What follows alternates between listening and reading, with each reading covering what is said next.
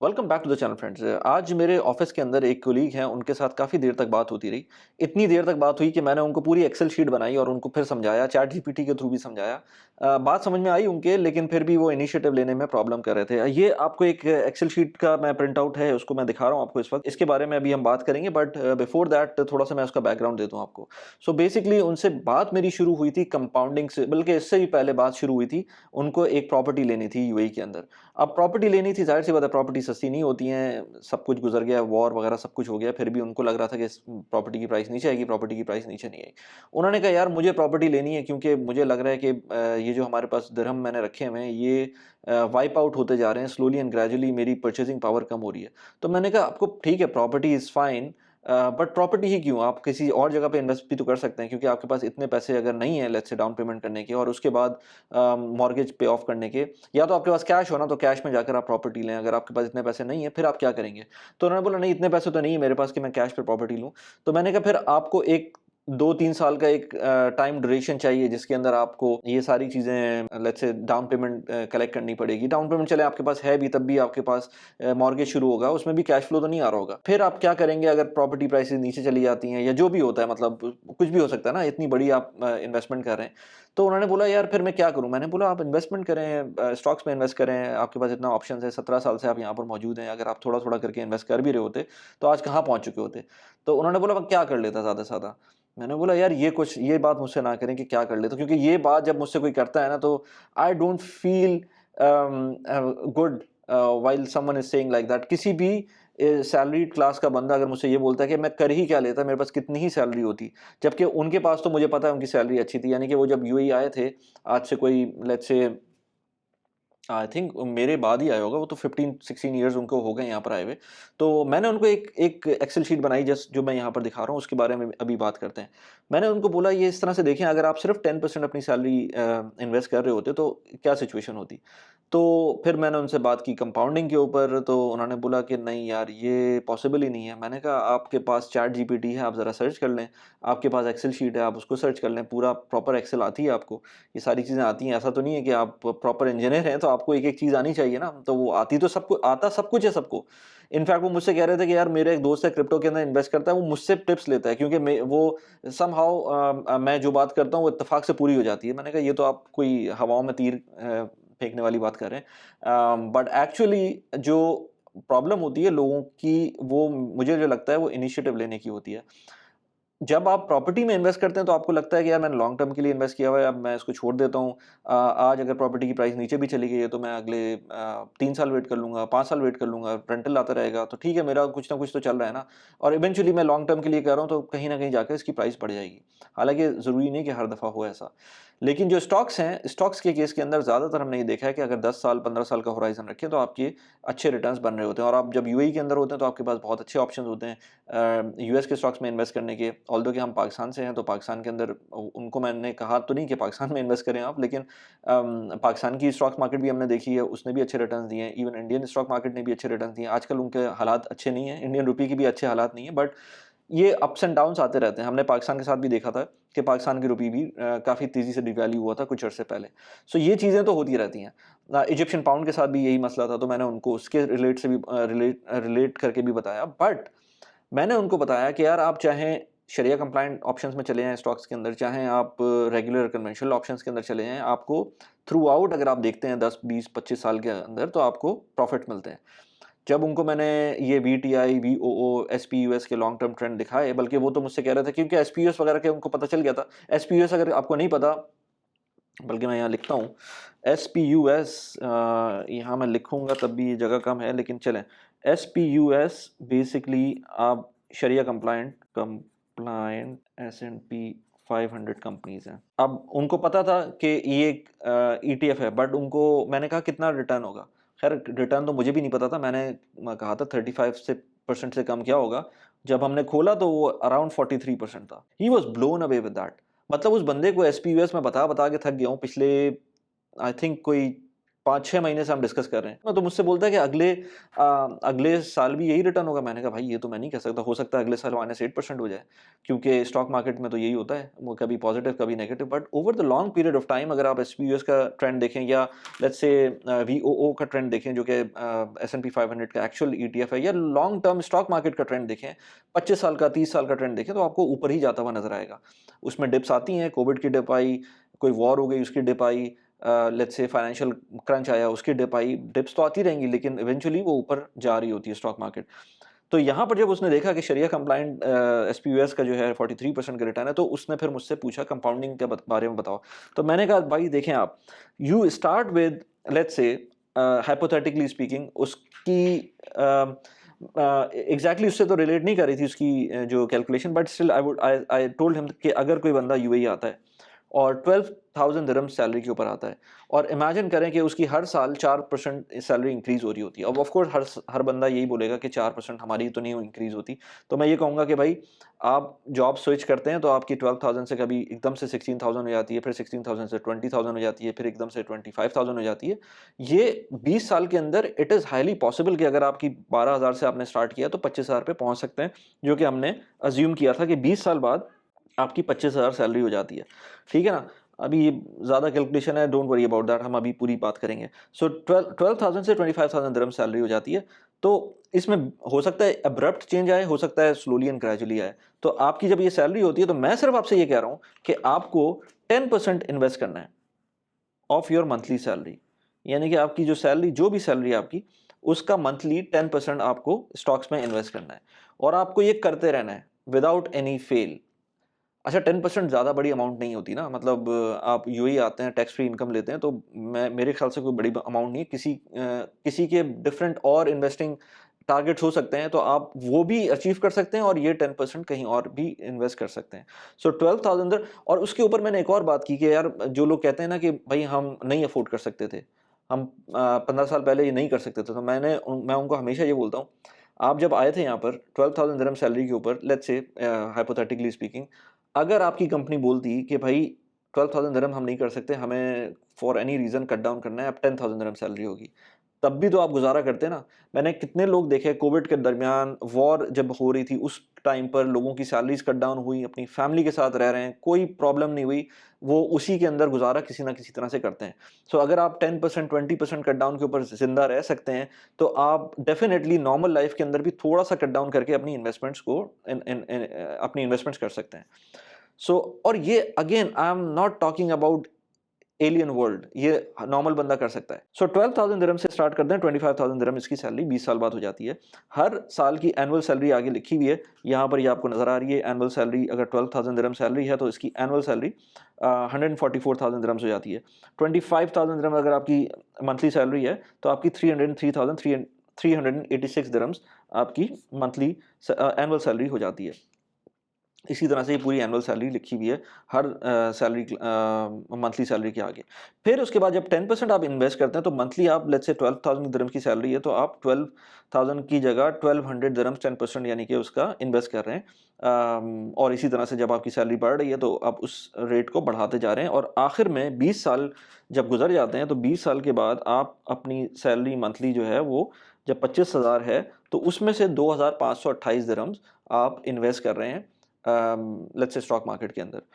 Of course ये 12,000 पे 1,200 दिरहम ज़्यादा, किसी के लिए ज़्यादा होंगे, किसी के लिए कम होंगे। 25,280 के ऊपर 25,020 दिरहम किसी के लिए ज़्यादा होंगे, किसी के लिए कम होंगे। मेरे ख्याल से ये ज़्यादा नहीं है, ये आप मैनेज कर सकते हैं किसी तरह से भी। हर महीने विदाउट फेल आपको ये करना है। अब जब आप ये कर रहे हैं ना, तो एनुअल इन्वेस्टमेंट आपकी कितनी होती है, तो ये जब आपने 1,200 दिरहम पर मंथ के ऊपर आप ये चल रहे थे, तो आपकी एनुअल इन्वेस्टमेंट हो गई 14,400 दिरहम्स। ये आपकी एनुअल इन्वेस्टमेंट हो गई। इसी तरह से हर महीने आप जब ये कर रहे हैं तो आपकी ये हर महीने की हर साल की ये इन्वेस्टमेंट्स हो गई। ये इन्वेस्टमेंट्स आपकी ये इन्वेस्टमेंट की प्रिंसिपल अमाउंट बता रहा हूँ, ये सारी की सारी आपकी प्रिंसिपल अमाउंट है जो आपने इन्वेस्ट किया। अब इस पोर्टफोलियो को आप करते हैं इन्वेस्ट एट 8% रिटर्न। अब ये 8% कहाँ से आ रहा है? मैंने जब उसको कहा कि 8%, उसने बोला 8% कैसे मिल सकता है? ये बात हमारी 43% जब एसपीयूएस का उसके रिटर्न बताए थे 43% के, उससे पहले हुई थी। तो मैंने कहा यार 8% एवरेज अगर स्टॉक मार्केट को देखो तो आजकल के हिसाब से तो वो 9-10% के करीब बन रही होगी पिछले 15-20 साल की जो जो रिटर्न है, बट हम उसको 8% रिटर्न कंसिडर करते हैं यूएस की स्टॉक मार्केट का, विच इज़ कंप्लीटली फाइन। अगर 20 साल के ऊपर आप देख रहे हैं तो 8% का रिटर्न आपको एनुअलाइज्ड बेस के ऊपर मिल सकता है।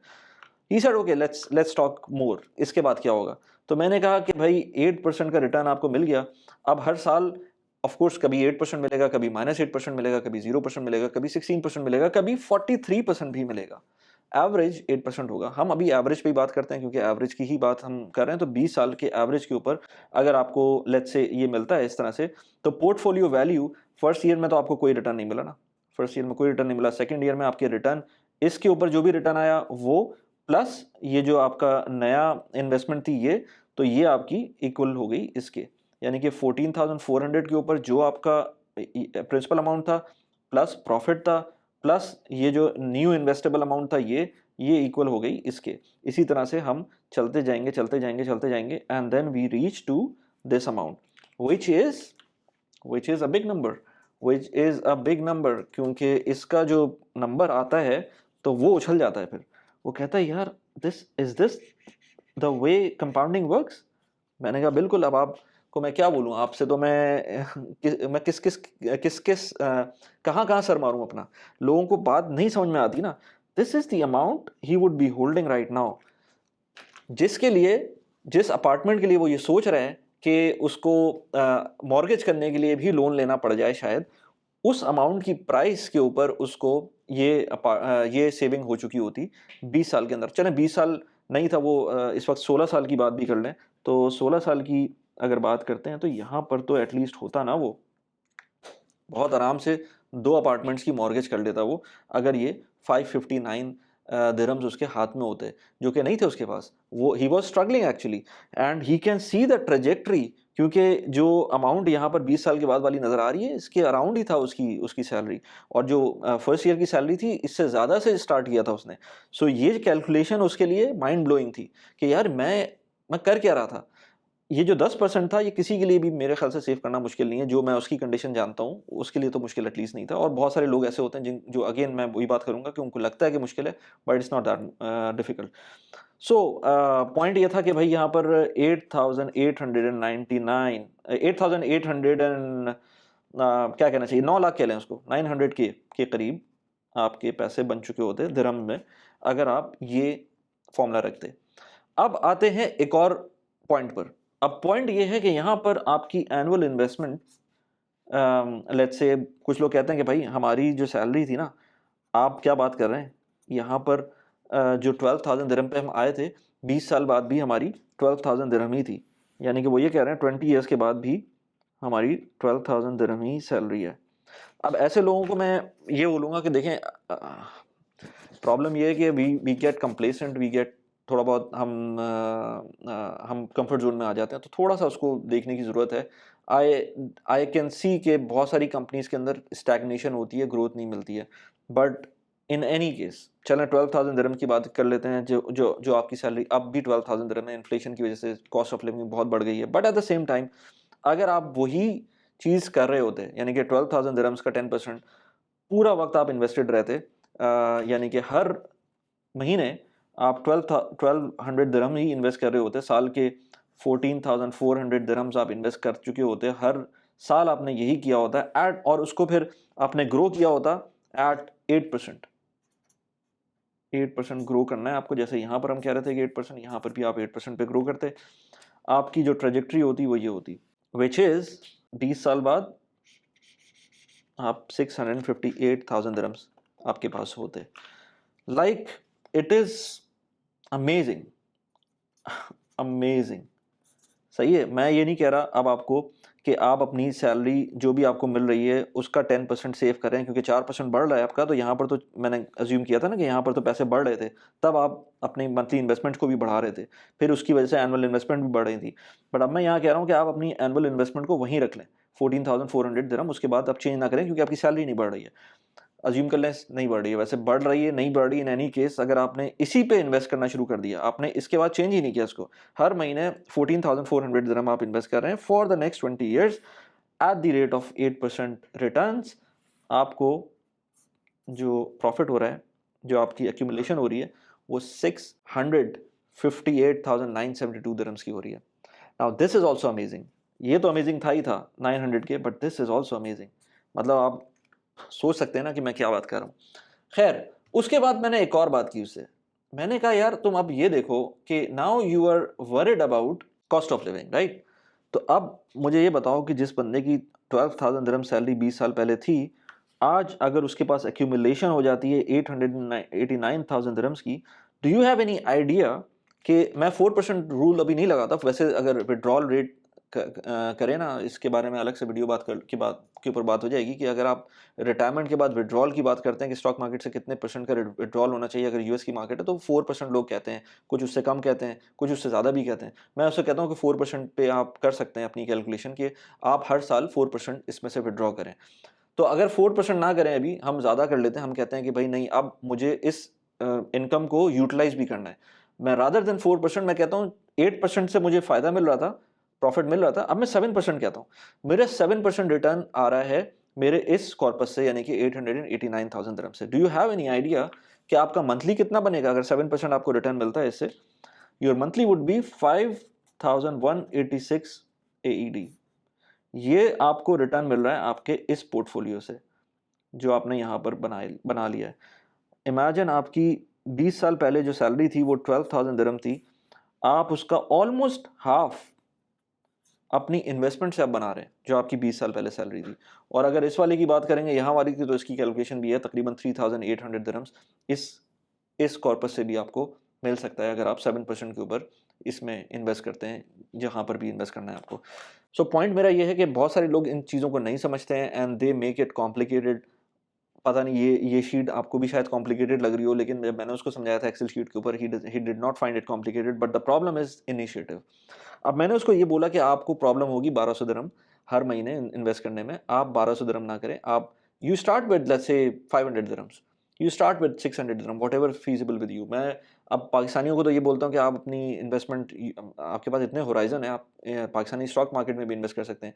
मैंने अभी रिसेंटली एक वीडियो की थी, पॉडकास्ट की थी अब्दुल रहमान नजम के साथ, उनके साथ लास्ट काफ़ी पहले भी मैंने वीडियो पॉडकास्ट की हुई है।